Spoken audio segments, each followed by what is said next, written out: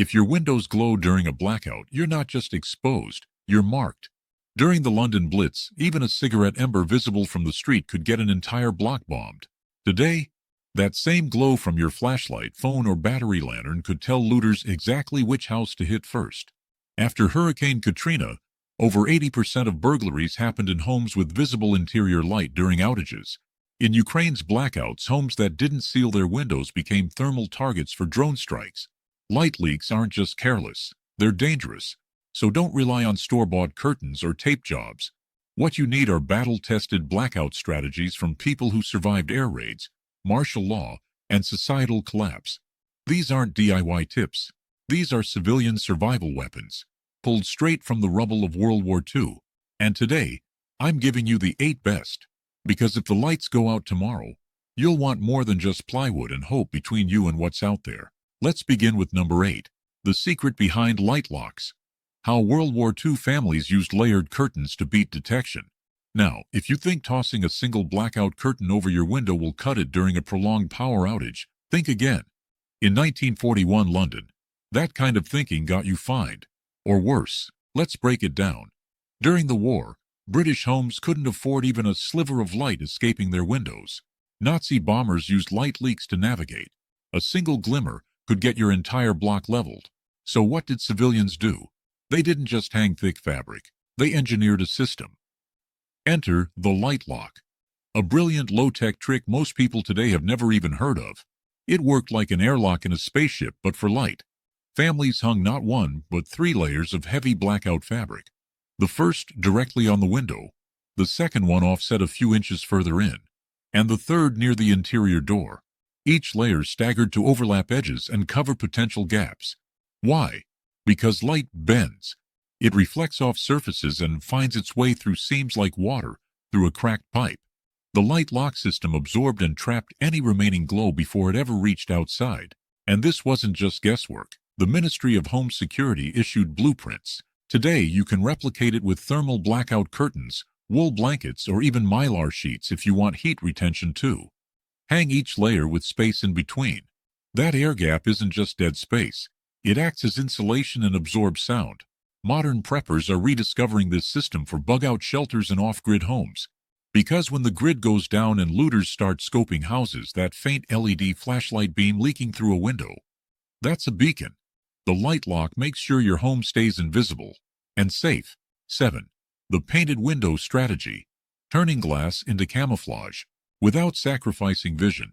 Here's one of the most overlooked wartime blackout tricks, and it's genius. In cities like Warsaw, Coventry, and even Tokyo, civilians needed to keep out light without making their homes feel like coffins. Enter the wartime workaround. Painted windows, but not just any paint job.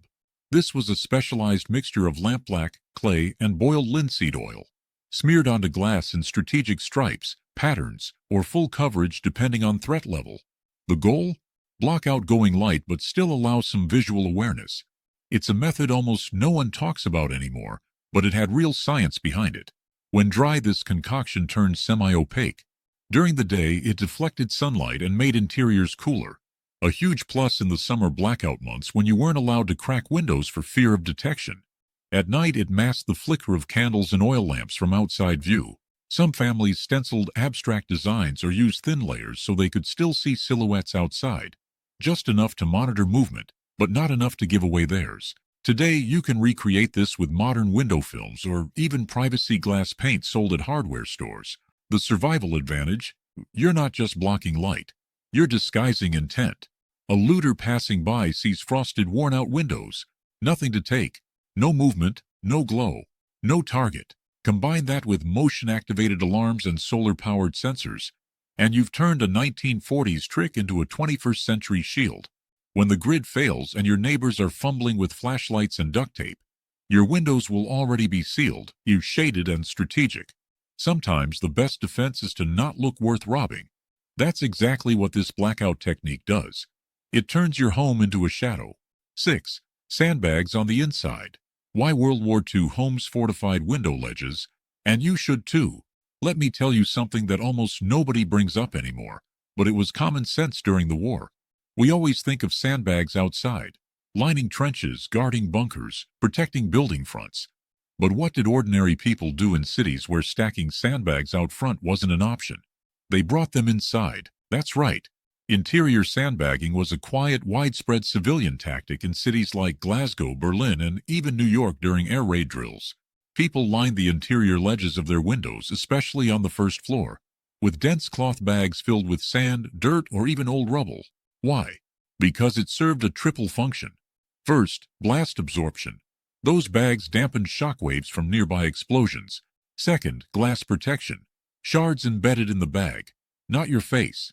And third, looter resistance. A broken window doesn't mean instant access if there's a 12-inch wall of tightly packed weight blocking the sill. Think of it as poor man's armor plating, and it worked. In fact, wartime studies showed that homes with interior sandbagging saw up to 40% fewer injuries from shattered windows during air raids. Today, you don't need a military surplus depot. Just use densely packed pillowcases, dog food bags, or even bricks in reusable grocery totes. Stack them snug against every vulnerable window, especially if you live in a ground-floor apartment or suburban home with easy access points. And don't just line the bottom. Create an inward curve like a barricade. It's not just about defense. It's about deterrence. An intruder sees that setup and knows it's not a soft target. Add blackout layers behind it, and you've just made your window not just invisible, but impenetrable. Trust me, this isn't paranoia. It's preparation. And it's exactly how people survived the darkest nights of the 1940s. 5. The blackout shutter reinvention. How World War II civilians made DIY blast shields out of junk. Let's cut the fluff. If you think those decorative vinyl shutters bolted to your modern home are anything more than cosmetics, you're in for a rude awakening when the power's out and chaos rolls in. Real blackout shutters, the kind used in World War II, weren't ornamental. They were functional armor. In cities like Hamburg, Antwerp, and Sheffield, homeowners built what were called blast shutters using salvaged wood, spare hinges, and industrial waste. And here's the part most people miss. They were mounted on the inside, not outside. Why? Because interior mounting gave you full access to seal and unseal quickly during an air raid or power loss. Think of it like a vault door for your window. These shutters were built from layered materials, wood panels, sheet metal if available, even rubber conveyor belt scraps scavenged from factories. The goal wasn't just to block light. It was to absorb force and trap fragments. After-action reports from bombed-out homes in Manchester showed that windows with internal shutters suffered 85% less glass-related injury than those without. And in blackout conditions, they provided another priceless benefit: noise dampening. A shouting neighbor, barking dog, or crying child behind a sealed window shutter is less likely to attract attention. Want to replicate it today? Use plywood lined with foam or even a salvage door cut to size. Mount them on piano hinges or simple brackets and make sure they latch tight. Bonus tip: paint the inner panel matte black to kill light reflection. Then add heat-reflective foil on the outward face to regulate indoor temperature. What you've just built is part soundproof booth, part light trap, part anti-intrusion barrier, and all using materials most people toss in the trash. That's not just prepping. That's wartime engineering, updated for now.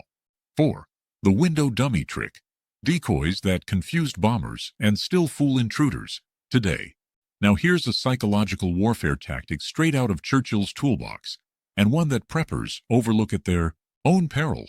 In World War II, not all blackout strategies were about sealing light. Some were about misleading the enemy.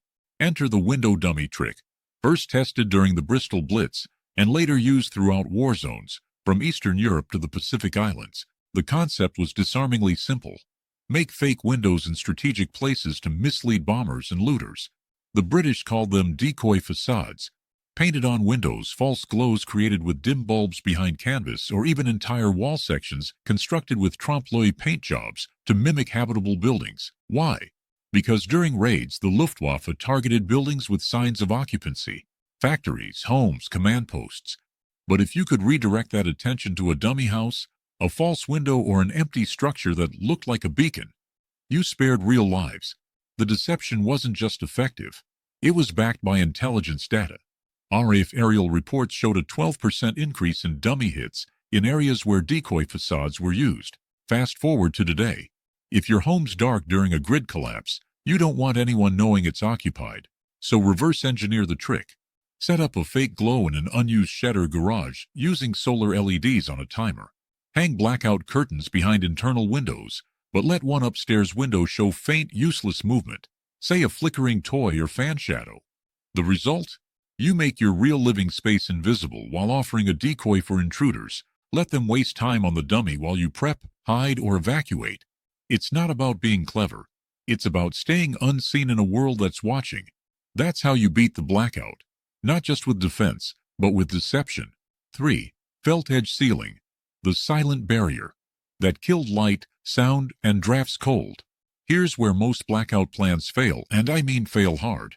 You can hang the thickest blackout curtain in the county, but if light and sound leak through the edges, you've just built a glowing, talking billboard during a crisis. That's why wartime engineers in Canada and Norway developed something called felt edge ceiling. And if you've never heard of it, that's because it's been forgotten by everyone except hardcore bunker designers and museum curators. Let me explain. In World War II-era Scandinavia, homes used dense felt wool strips, nailed or glued along the edges of windows, frames, and even curtains, to create airtight seals. These strips blocked light, air, noise, smoke, and yes, even chemical gas during attacks. Some cities issued felt kits to civilians, especially those near factories and ports. They weren't just about comfort. They were about containment. Studies from the Swedish Civil Defense Archives showed rooms sealed with felt had a 50% lower visibility rate from aerial recon planes using IR imaging. Fast forward to today, and the same principle applies, only better. Use modern weather stripping, foam tape, or self-adhesive felt sheets. Seal every seam of your blackout curtains. Line the inside perimeter of your window frame, not just the glass. And don't stop there. Tack felt along the floor edges and door seams too, because in a total blackout, sound travels. A crying baby, a whispered voice, even a boiling pot can carry through cracks. With felt edge ceiling, you deaden all that. You make your home not just dark, but quiet. And silence, my friend, is survival. You don't just want to hide light. You want to vanish from the senses. That's the brilliance of this forgotten tactic. It's subtle, it's effective, and it's dead silent. 2. The reverse mirror technique. Redirecting light inward to stay invisible from the outside. Now brace yourself, because what I'm about to tell you sounds like science fiction, but it's straight from British counter-surveillance manual circa 1943. During the London blackout, homes still needed some interior lighting. People cooked, read, dressed babies in the dark. But if even the slightest glow leaked through a gap, it could get a block firebombed. So engineers developed a bizarre and brilliant fix, the reverse mirror technique. Here's how it worked. Homes installed highly polished metal or mirrored panels, not to reflect outward light, but to trap and redirect it back into the room. Think of it like a light prison. The more the light bounced around inside, the less escaped. Mirrors were placed at opposing angles to window panes, with blackout cloth sealing the frame itself. It created a sort of optical echo chamber. Tests by the Home Office in 1944 showed that mirrored window interiors reduced outward visibility by over 90%, even when a candle was burning inside just 3 feet away. Now, here's the modern twist. You can use reflective emergency blankets, solar insulation panels, or mirrored acrylic sheets to do the same thing. Line the inside of a blackout curtain with reflective film. The light that hits it, it's thrown back into the room, amplifying your interior brightness while maintaining zero external glow. This trick is also a temperature regulator, keeping warmth in during winter outages or deflecting heat in summer blackouts. It's stealth lighting at its finest. Pair it with LED lanterns, and you've built a bunker-grade lighting system with off-the-shelf parts. Nobody sees you, nobody hears you, and your windows, they've become mirrors of silence and survival. Reverse mirror technique. It's not decoration. It's weaponized invisibility. 1. The oil-soaked curtain. Hack. Fire-resistant light killing and gas sealing in one brutal trick. And here it is, the #1 blackout window defense that'll save your life during a power outage.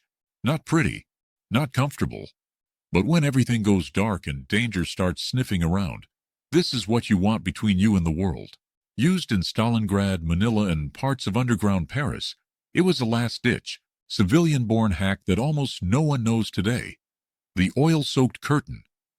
Picture this, a thick wool or canvas sheet soaked in a mixture of linseed oil and vinegar. sometimes with borax or clay added, hung across the window frame. What did it do? Everything. It blocked light, absorbed shock waves, resisted fire, and even slowed down chemical gas infiltration. In besieged buildings, families hung these behind their blackout drapes to create a final barrier, the dead zone as it was called. If the outer layers failed, this oily heavy sheet could stop a Molotov, smother glass shrapnel, and even reduce exposure to airborne toxins for a few precious minutes. Russian defense records showed these curtains reduced interior fire spread by 70% when used near shattered windows. Today, you can replicate this safely using fire-retardant spray on canvas drop cloths or wool blankets. Add a few coats of boiled linseed oil. Hang the curtain from heavy-duty hooks or a tension rod, and you're done. The smell. Strong, yes, but it's a survival tool, not a scented candle. You're building a layered defense system, heat resistance and blackout protection, and blast mitigation all in one. And when the grid's down, emergency services are gone, and your neighborhood's unraveling by the hour, that oily curtain becomes more than fabric. It becomes a wall between survival and tragedy. So do what wartime survivors did. Seal your windows like your life depends on it, because it just might. That's it. 8 blackout window defenses pulled straight from the blood, smoke, and silence of World War II. Rebuilt for your world. Not gimmicks, not decor. These were life-or-death fixes used by families who had no backup, no grid, and no second chances. Today, we're back in the same game. Fragile supply chains, civil unrest, drones, rolling blackouts. The glow from your window is no longer harmless. It's a target, a signal, a mistake. But now you know how to kill it. So here's the bottom line. When the power goes out, the first thing they'll see is the thing you forgot to cover. Don't let it be your window. Reinforce it, seal it, layer it like your life depends on it, because eventually, it will. And if you want more forgotten wartime defenses like this, the kind that actually worked when the bombs were falling and no one was coming to help, then make sure you're subscribed. Share this with someone you know isn't ready, because history doesn't repeat itself anymore. It escalates. The next blackout won't come with a warning. But now you won't need one.